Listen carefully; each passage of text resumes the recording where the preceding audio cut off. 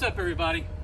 I'm Brandon Lee with Foulmouth Farms, and today we're going to be doing an oil change on that old pickup right there. It's well overdue and everything like that, and I thought it'd be a good video to put together for some of those people that's never really done that kind of stuff. I'm the type of guy that if I don't do it myself, I don't think it's ever done right. You know, it's hard for me to trust other people doing stuff because sometimes you run into situations where somebody either hates their job or something like that, and they just kind of half-ass something or something like that. So to me, I like to know what I got, what I'm driving, my maintenance on my vehicles and stuff like that. So I do a lot of my own oil changes and checkups and stuff like that. And I'm going to go over some stuff with this pickup as to kind of show you what to look for, what to do, and basically just how to change oil. I mean, there's a lot of people out there that doesn't know how to do it. I know there's people out there like, oh, why would I want to watch this? But you know, there's people that could genuinely learn something from this. So I'm going to do it. I'm gonna let this thing cool down. I'm gonna go over a couple of things and show you what to be prepared for and stuff like that, what tools to have, and yeah, so here we go. All right, so I kind of got a assortment of stuff here because when it comes to different vehicles, they all have different things that it require as far as filter wrenches and drain plug sizes and stuff like that for the wrenches and stuff. Your drain plugs are going to be different sizes. Sometimes they're 9/16, sometimes they're 5/8, sometimes they're 1/2 inch, 15 millimeters. I mean, you never really know what they are until you get in there and start looking at them. But you definitely want to make sure when you get your wrenches for your drain plug that it's going to be the actual size of the plug. You want it to fit good and tight on there when you go to turn them, because you do not want to strip that out. You cross that, or you round those whole heads off, and you'll never get that bolt out. You'll have hell getting that bolt back out. But so you get your wrenches that you want. Those are going to be one of those things. I myself, when it comes to oil itself, I like to use STP. I mean, some people like it, some people don't. It's what works good for me. You know, Rotella is another good stuff, Mystic, but STP I seem to like. I mean, but when I do that, I like to make sure I get, and I'm not endorsing them. It's just something I like to use. I like to make sure I get their brand of oil filter, and of course you want to change your air filter when you go to do that. Also, you're going to need a drain pan, funnel, okay, filter wrenches. This pickup I like to use this for this because it's hard to get into. It's kind of a tight area, so I use one of these and it cups the bottom real nicely of the filter, and you can turn it off. But there's different kinds of filter wrenches you can use. I mean, different sizes of filters. Obviously, these are the band style, where when you put it on there and you go to turn it, it tightens down onto the filter as you try to turn it off. Obviously, as you can see, they're different sizes, and the filter for this pickup's actually even smaller than this. So you want to get your right filter size, right filter wrench, and everything like that. And you want to check your washer fluid and your transmission fluid. You want to make sure all your fluids are all up and everything like that. And you're going to want to grease it. Now, whenever it comes to putting your oil in, and I'll go over this again, the oil cans are made a certain way, and the reason why they make them like this, always heavier on one side, and the spouts are off one side, is so when you go to pour it, you got your lid off, and you go to pour it, if you've got that bottom side, the heavier side down, when you go to pour it, it's going to pour nice and smooth. It ain't going to chug or anything like that. If you got it like this, everything's trying to come out all at once, so it starts trying to chug, and then you'll make a mess. So to eliminate messes and stuff like that, they design these specifically so when you go to pour it, it'll pour and it'll just be slowly pouring off the top, and it'll pour nice and smooth and evenly all the way out to the very bottom. Now, I like to grease my vehicles too. Every time I change my oil, I like to make sure I throw a little bit of grease on them.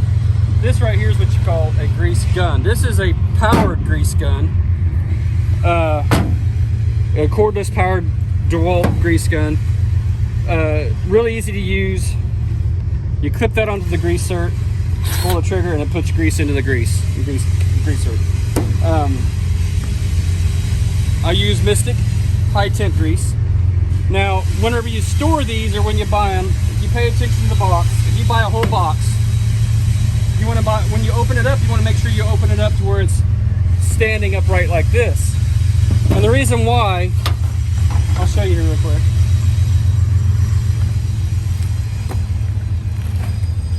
Okay, you get it open, and if you notice, they're all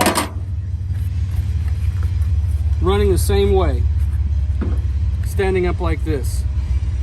Okay, now whenever you go to open up your grease, you'll take it and you'll slide it inside your canister. We can go ahead and change one out real quick. This one's not quite empty, but we'll go ahead and change it out anyway. So you'll take it and you'll twist it out. This one's gonna spit out on me a little bit because it still has some grease in it. But what you'll do is you'll pull that out a little bit. See, and it releases the grease tube. So you pull that out. You'll take this and you pull it back out to the stop and kick it over.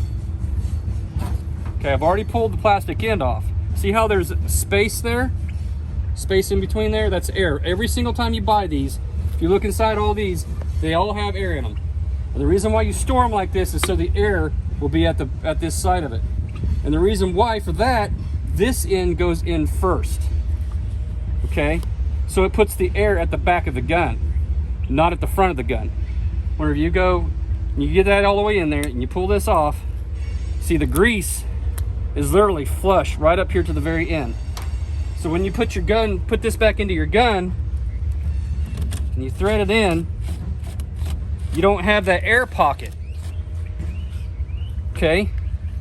You put that back, that falls right back in. You don't have the air pocket, so you go right back immediately to getting grease out of your gun. Now, if you don't do that, if you don't store them like this, and you store them the other way around, like this, all that grease will settle down to this other end, and then you'll have the air pocket at this end.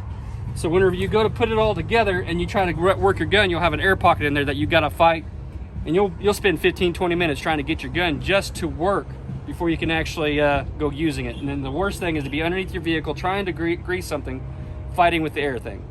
So store them properly. Even if you buy just a single canister of grease, store it with the plastic end up like that. That way all your grease is ready to go, and your gun, you'll never fight your gun. It's got to be that 15 millimeter. All right. Okay.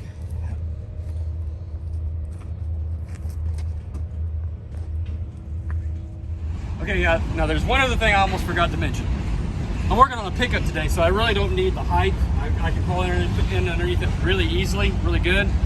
But sometimes you're working on a car that sits low to the ground, so you're going to want to get yourself a low profile jack of some sort, and probably some stands also to stand that car on, because you don't want it falling on you while you're underneath it. That's the last thing you need, because you'll be stuck. I mean, really stuck. So if you're going to be working on a car that's low to the ground, be sure to jack it up and secure it properly to where it's not going to move and you're not going to hurt yourself. Always think about your safety, especially when you're crawling underneath the vehicle. You never want it dropping on you. All right, so I'm gonna go ahead and pull this oil filter off. I think we've gotten cooled off enough now to where we can do this without burning ourselves, and all the oil settled down to the bottom of the motor.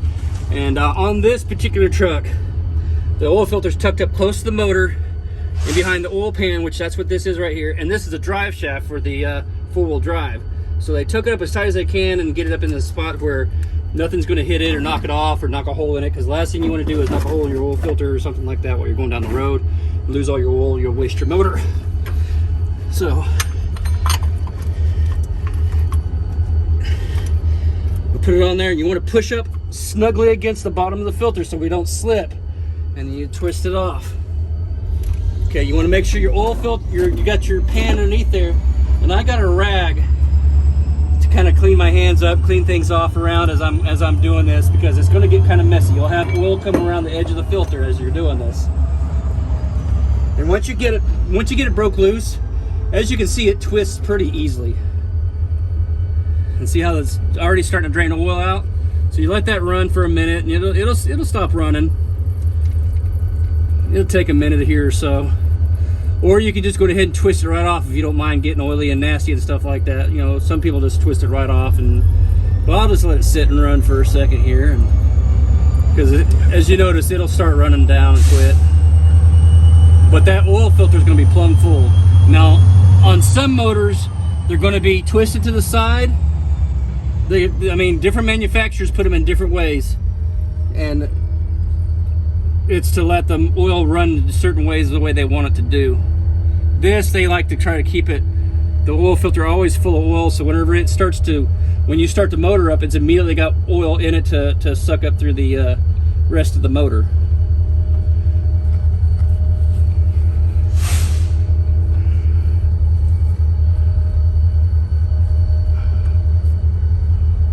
And as you notice, I got the oil pan directly underneath this thing, so whenever I pull it off, I stick my finger in the middle of it as I'm twisting it. That way, when it falls loose, I've got some sort of stability there, because it will fall loose, and I can grip it with my other fingers to guide it down out of the hole cleanly and neatly. See, just like that. And then I can pour it off into the oil pan. Let it run the rest of the way out.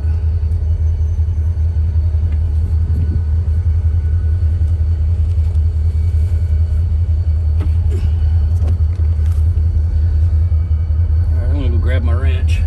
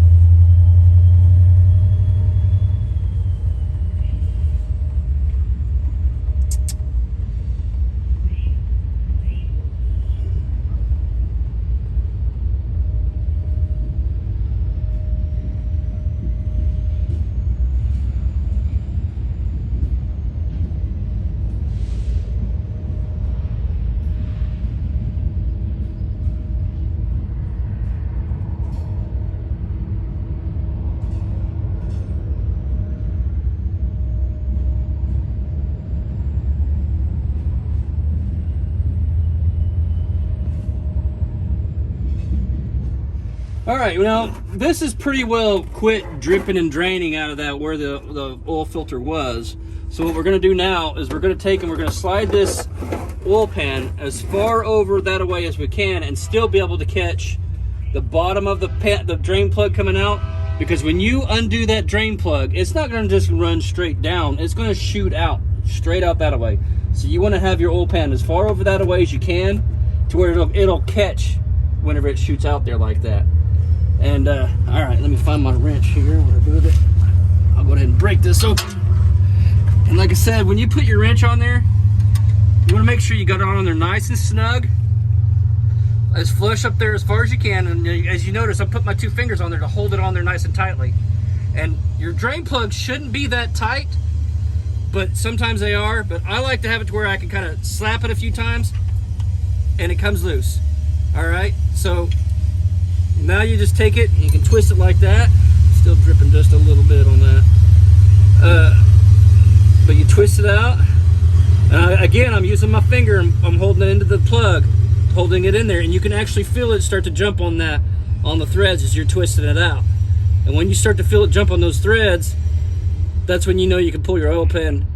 And see, I'm dripping, I'm getting a little bit of oil drip.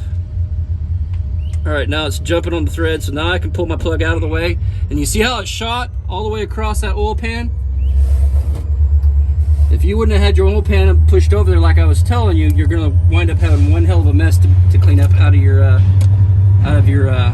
driveway. And you definitely don't wanna have to do that.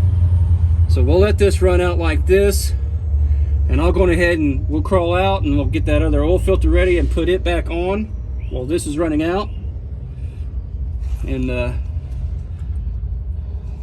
right, let's go ahead and crawl out. Got me? All right. So this is what the filter will look like, the new filter.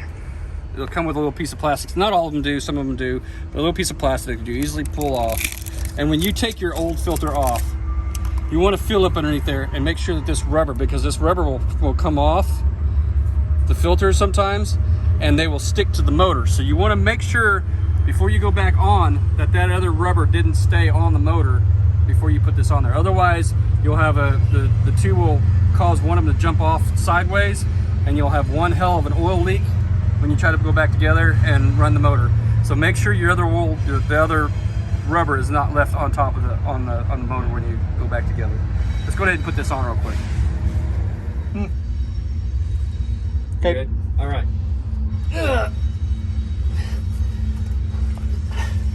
All right. So as I was saying, you could probably get up there and look at this and see that it's nice and silver. You don't have the other O-ring, rubber up there.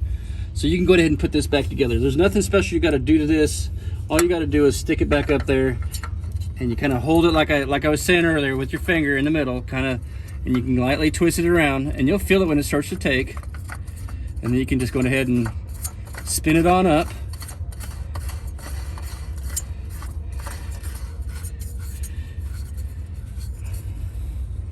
Okay, take your wrench, make sure you're set to go the right way. Put it back up there and you press up. That way you got a nice good grip on your oil filter as you go back, and you don't need to tighten the hell out of this, but you can kind of start to feel it snug up, and you want to stop right about there. Okay, now our oil is pretty well quit draining. We'll go ahead and stick our oil plug back in. I'm not sure what I did with my rag, but we'll wipe this up.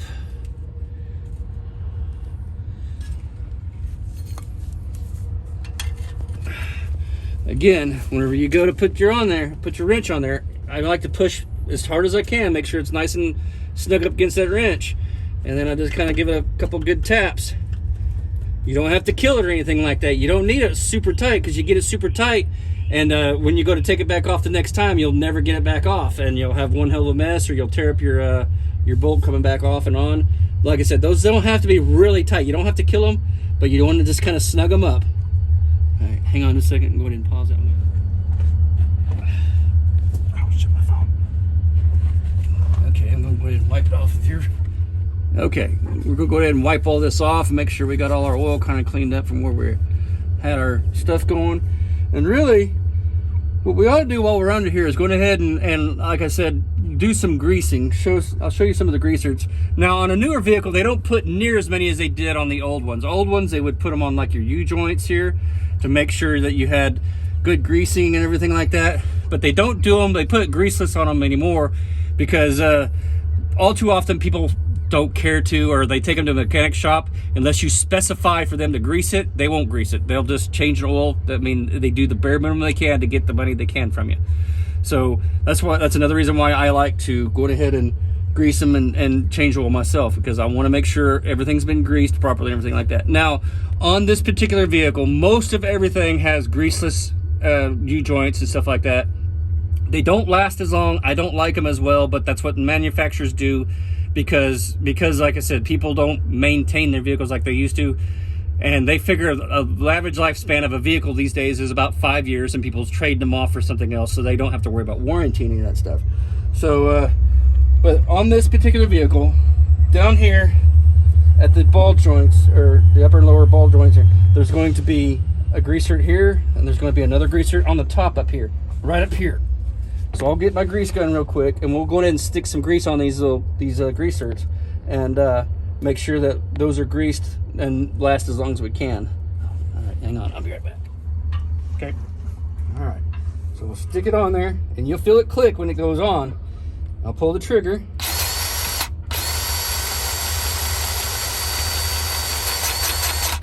All right. And what I watch for is, you'll see this rubber right here. I don't know if you can see it or not, but this rubber right here will start to expand a little bit. And usually I'll try to stop right about there, or if the rubber looks kind of worn out and stuff, I'll go a little bit more and go until I see the grease. But you can see how it's starting to expand. Now I've got air going. There it goes. Okay, that's probably good, because it feels good and tight, and I can hear it popping. So we'll stop right there with that. I'll come around the other side and do that to the side real quick. Okay, clipped it on. If you watch that rubber will start to expand. Can you see it start to expand now?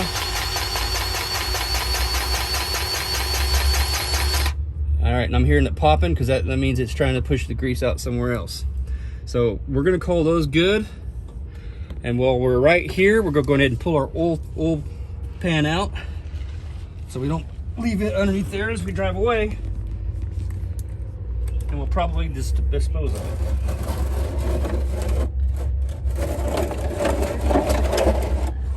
Huh?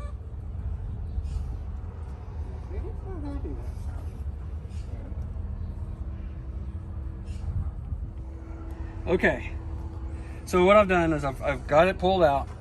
I got the old oil filter right here. It's got oil and everything like that. Usually what I'll do is I'll take it and I'll stick it back into the box that I've pulled the other one out of, the new one, so I can dispose of it. Now, another good thing to do is if you've got like a cottage cheese, if you eat cottage cheese or something like that, it's a plastic container where you can drop those into really nice and neatly and put the lid on them, everything like that if you've saved them. And it gives you a nice clean container to be able to throw those away with. But I don't have that, so I'm going to use my original box. Now, I go through a lot of oil, so I've got an old oil 5-gallon bucket. But you can go to hardware stores, Walmart, you can buy just a 5-gallon blank, empty 5-gallon bucket. And those will work great for putting your used oil in. And whenever you get your used oil put into it, is a nice safe place, clean environment you put it in. And you can take it to your local dump. We'll usually have a oil recycling place where you can pour your used burnt oil into, or you can call, there's usually your local companies, there'll be local companies around your hometown that will have an oil recycling place where they will take it for free. Some places charge you, but most places usually take them for free because they take and clean them and recycle it. But so what I've done is I got a funnel, and just undo the cap. And you want to try to stay as steady and consistent as you can. As you can see, this oil was getting pretty dark. It was time to change it. But it was about 3,500 miles on it. I like to do about every 3,000 miles. Some vehicles recommend 6,000 miles. Some of them are even going 10. But like I said, I do a lot of traveling. I'll do a lot of moving around, pulling things and stuff like that with my vehicle. So I want to, whoa.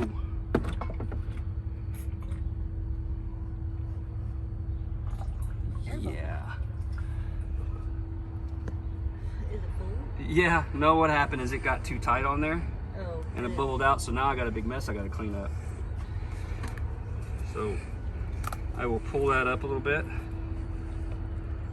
so I can pour that in. Okay, so there's different types of oil too, right? Like, yeah, there's different oils. You can buy high mileage oil and stuff like that, but I'm kind of icky picky. I like to make sure I've run, I like to do about 3,000 miles. Like I said, I want to buy good quality oil. I want something that's going to last. What? You know, because this is my vehicle that I plan on keeping for the, you know, at least I'd like to try to get the rest of my life out of it, but. What do the numbers on the sides mean? Like the 15? Oh, the different velocities, different Velocity? different weights of oils. What that is. For like heavier duty engines and stuff like that. Like this says 10W40 on the side of this, and this is what I use, or 1540. This is what I use for semis and stuff like that. It's a heavier oil. Harvest King. It's not one of the lowest qualities. It's not the best quality, but you know, it's what I use in my trucks because I do a lot of oil changes and stuff. Now in my personal vehicle, like I said, you want to do what is recommended for the vehicle as far as the weights of the oil. You put too heavy of an oil into it, it won't properly oil, or it'll give it too much oil pressure, or you'll knock your bearings out, or too light of an oil won't oil it good enough. So you want to do what's recommended for the vehicle to get the best, not only mileage but lifespan of your vehicle. And but now that we've got this oil kind of made a little bit of a mess and stuff like that, I'll get a rag and kind of clean this up a little bit, scrape that dirt. But like I said, you can take your old oils and take them to the dump.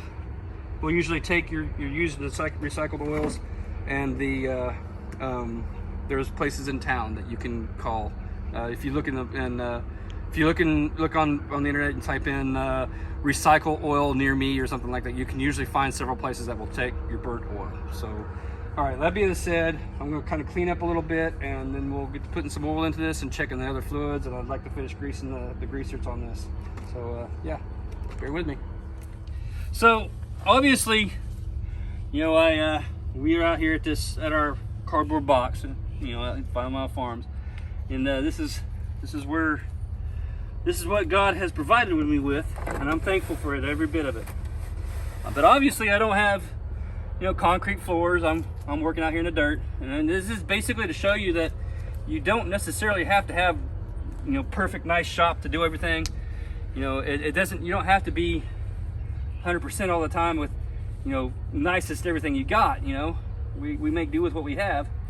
You know, but if I did have a concrete floor or something like that, which would be ideal, if you make a mess like what we just did, you can use kitty litter to throw down, and it will soak up your oil, and easy to clean up, easy to pick up, and it keeps from spreading the oil.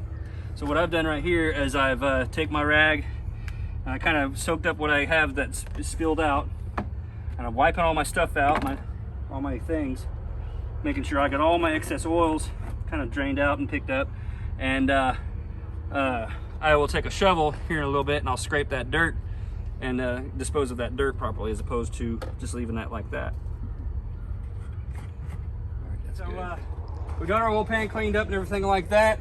I'm going to hit the grease zerks that we didn't finish on the top here, like I told you. We'll put them on there. It just clips on. You can actually feel it clip. All right, so you pump it. If you watch the thing down there, see, got oil coming, or grease already coming out. And that's what you want. You want to. It's probably a little too much coming out right there, but that's all right. There's an old saying that grease is cheaper than iron, and I'd much rather buy a tube of grease than have to replace that ball joint and pay like $300 or $400 to have somebody else do that. Tube of grease is well worth it. We'll get this other one right here, make sure we got it all done good right. See, like I said, right there's the one on top. You click it on, and then you start pumping it. You can kind of see it start to bulge up. You see, now there's grease coming out. That's probably a little bit too far is what we went. But like I said, I'd much rather have too much grease than not enough. I don't want to have to be buying that part. I don't want to have to be paying somebody else to work on that. So now that we've got that done, go ahead and kick the hood open. We'll check our fluids, add the oil, and see if we got this right. We'll have to reset the computer on this too, as to let you know every time you've hit the oil, it's time for the oil change. So let's go ahead and get this hood opened up, and we'll get this taken care of. All right, let's get this hood opened up here. On this Chevrolet, I've already popped the hood, which is the hood pop is usually directly under the steering wheel. Sometimes they're on the kickboard down on the side, but we got the hood popped, and there's a little lever right here. Now you'll flip that over, and then you'll lift up the hood, push it all the way open, because you don't want it coming back down on you. All right. Where's my step stool? All right, hang on. Cut it off. Okay, I got my step stool because this thing's a little bit on the high side. Got my oil funnel. Okay, if you get up here and look, right here, it tells you what kind of oil you need. It says SAE 5W30, 5 weight 30. Okay, and if you look, it has a little image of the book there to tell you to check your owner's manual for proper amounts that you need to put into it, or what specs are you need for the motor, this particular motor. So we'll pull that off. Wiped out my oil filter real good, and I'll stick it in there. Now I try to put it to where the backsplash part is away from me. That way, as I'm pouring in and stuff like that, it's got a backspace to go on. And whenever I get my oil put in, this particular vehicle takes about 6 quarts of oil. So once I get down to, I've got a gallon, I think it's 5 quarts is what they have on that gallon. Normally a regular gallon is 4, but that one has 5. So I'll put that in, and then this yellow dipstick right here is how you check the oil. You'll pull it out, you wipe it off, stab it back in and all that kind of stuff, and you'll pull it out and you'll check it, and it should have, you'll see the dots on there, and that'll tell you where you're at on your oil level. When you're plumb full, it'll be this top one right here. So let's go ahead and get our oil. We'll pour it in. All right. Okay.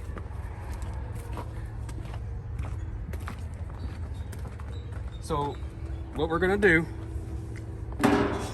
set that here.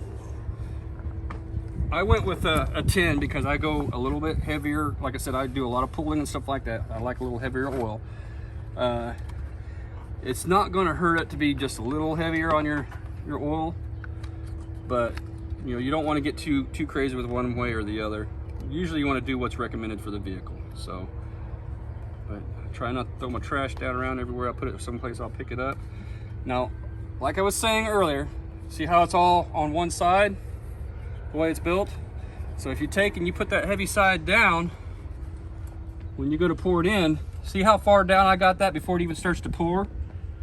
It makes for a nice, cleaner, easier pour. And see how it's not chugging? I can actually control how much is coming out. And I'll stop, I'll let my oil go back down, and I'll start back up again. Okay, I'll stop, let it go down, go back at it again. Like I said, this canister, if you see right here, it says 5 quarts. So this is most of your oil change right here. Some vehicles take more, some vehicles take less. This one, like I said, takes 6. We'll put the 5 in and we'll check it. And I've got an extra quart to put in here because you don't want to overfill it and you don't want to underfill it.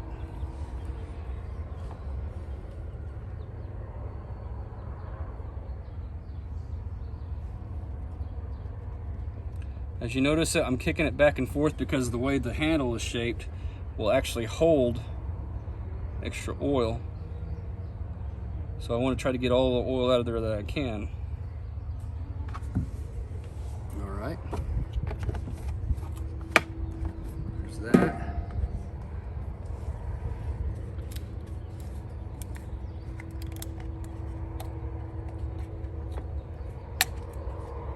Okay, see how I'm holding it?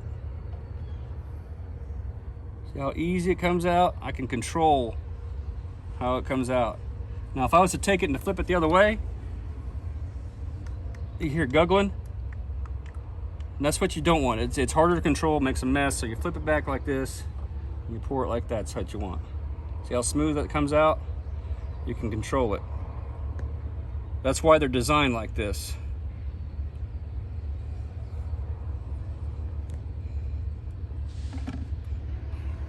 And I didn't check my oil before I put that second quart in. But we'll go ahead and check it. We're gonna do that anyway.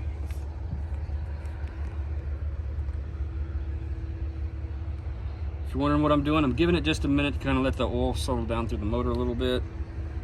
And really while we're doing that, we can go ahead and check our washer fluid. I know this thing is low on it, so we'll go ahead and put some washer fluid in. Grab my footstool. Which it's over here on this side. Fluid.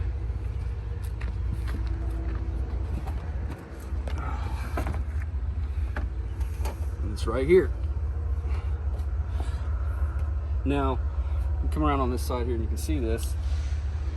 Come around over here.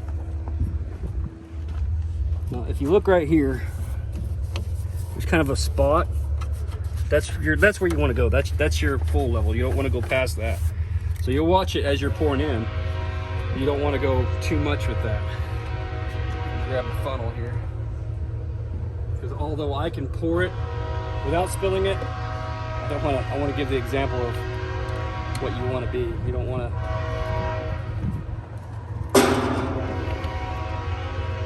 pour this out, wipe it all out again. Make sure you're good and clean.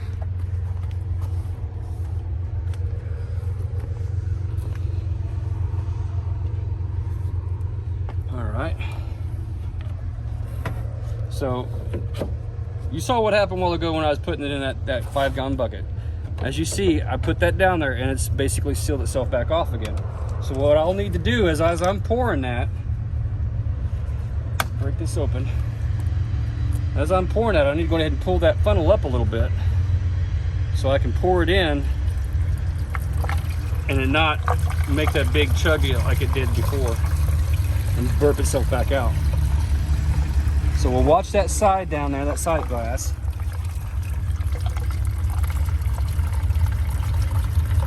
Because we don't want to go past that spot. This may not be enough to fill it up to there, but that's fine. If it doesn't get past that, that's just fine, all right.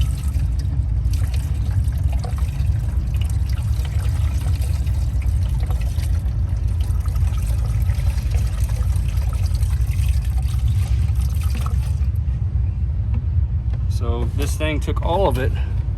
Now you can see it down here at the bottom, and I'm okay with that. I don't need to have it all the way up here. Some people do, but you know, this thing was already pretty well out of washer fluid.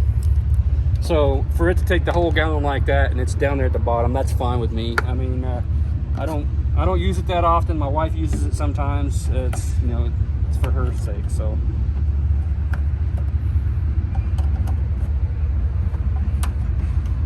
there. All right, now we're gonna go back over there since this is settled a little bit. We're gonna put our cap back on our oil, and we're going to check the oil level, make sure we're full. I'll come back around over this side.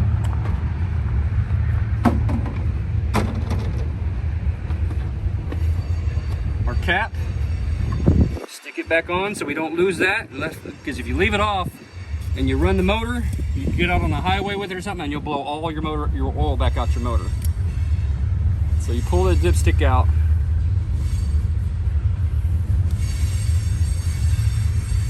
Stick it in, pull it back out.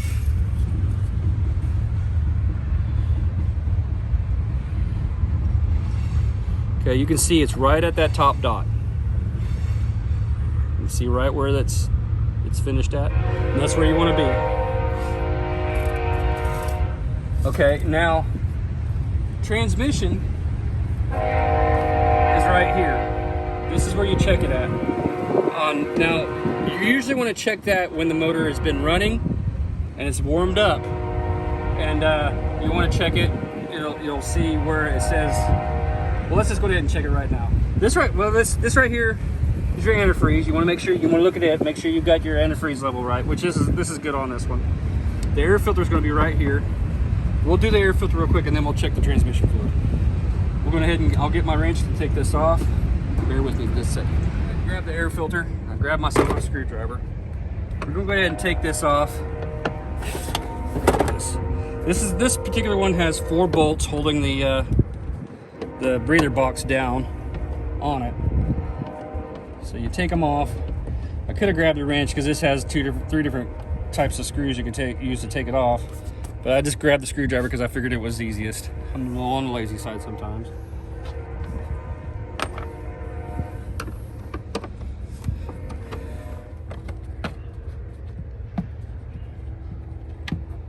Okay, I set them off to the side so I don't lose them. Sometimes you can leave them in there, but I like to take them off because I don't know if I'll accidentally knock them off somewhere or something. So we'll pull that up and out of the way. And as you can see, right here's the filter. We pull it out. It don't look too bad, but you get to slapping it around, and all that trash you see coming out of there, that's debris that your motor has picked up, and it keeps your motor from running your motor basically. Now, you want to change these out pretty regularly, and the reason why I say that, I do it every time I change my oil, is because it helps with your fuel mileage. And if you don't, it's like, can you imagine putting a rag over your face and trying to run? All right, now taking and making that rag really dirty and trying to run and breathe while you're trying to do that, it gets harder and harder to do. So this is essentially the same thing. So you want to take this and put your new one in there. You want to do that every time you change your oil. That way, you're getting good mileage. You're giving the best you can to your vehicle for the longest life you can get out of it. So we'll put these screws back in here. We've got this on here, and we'll fire this up. And while it's running, we'll check the transmission temp or transmission fluid, make sure we got a good level on it. And what I'm doing right now is I'm putting all the screws in first, getting them kind of screwed in with my fingers as best I can, before I tighten it down, because you don't want it to fight. You don't want it working against you. And when you put them in, if you kind of back up a little bit, you go backwards, you can kind of feel it fall down into a place. Then you twist it forward. That means it's fell into the old grooves of where the screw was at before. Because what they'll do is they'll actually try to rethread a new groove with the plastic that you have. So what you'll do is, like I said, you'll put it in there. You'll turn it backwards when you get to fall down. You go so far. Okay, you know, you turn it backwards and push down as you're doing it, and you'll feel it. It'll actually fall into like a little, where the screw threads were before. Okay, and then you go back into the threads, and it'll actually screw a little bit further in. It'll screw easily, and it'll make your plastics last longer when you do that.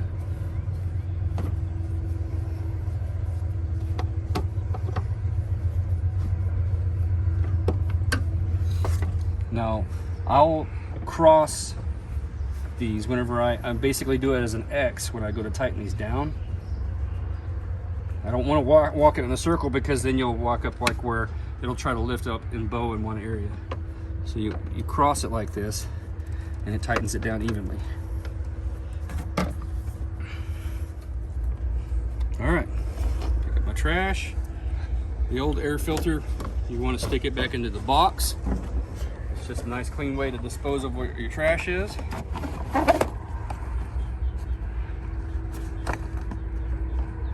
Trash down there. All right, now we're ready to start this thing up.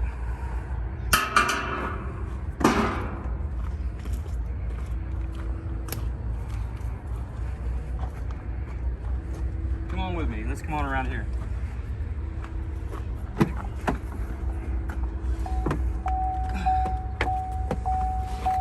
So, turn the key on. If you look in here at the dash, it says this hood's open. Okay, I can press my button up here, and it says dismiss. My tire monitor on this thing, I got my monitors on the tires inside the wheels are actually bad, so I have to take it to a professional to do that at a tire place. Okay, see, it says my tire monitors. Okay, now what I want to do is, backspace. Okay, you'll backspace out of that. Okay, info. Click on that. You go down to where it says engine oil. Right there. See, I needed to change the oil on this. So I'll click over. That's the wrong way. Click into it. It says reset. You press reset. It says, are you sure that you wanted to reset this? Yes, I do. Did I reset it? Yes, I want to. There. Now it says 100% again. My oil change is done. Look, I take note of my mileage, and I'll write it down in my book that I have, so you know how much. And the next time we need to change oil, plus the pickup will let you know when it's ready for an oil change. So while we've got this running, we'll come back out here.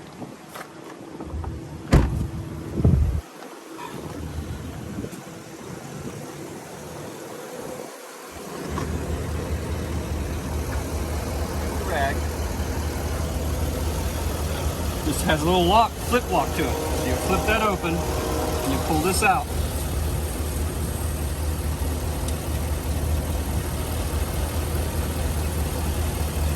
Okay, it says, if you look on here, it says there's a, let me turn it around here where you can see it here a little better. If you read it, there's a spot that says cold and a spot that says hot. But you want to check it while it's running. So when it's running cold, it'll be, you got a little mark here where it's supposed to be. When it's running hot, that's where you want it, that's where it'll be. So we'll wipe it off. Stab it back in.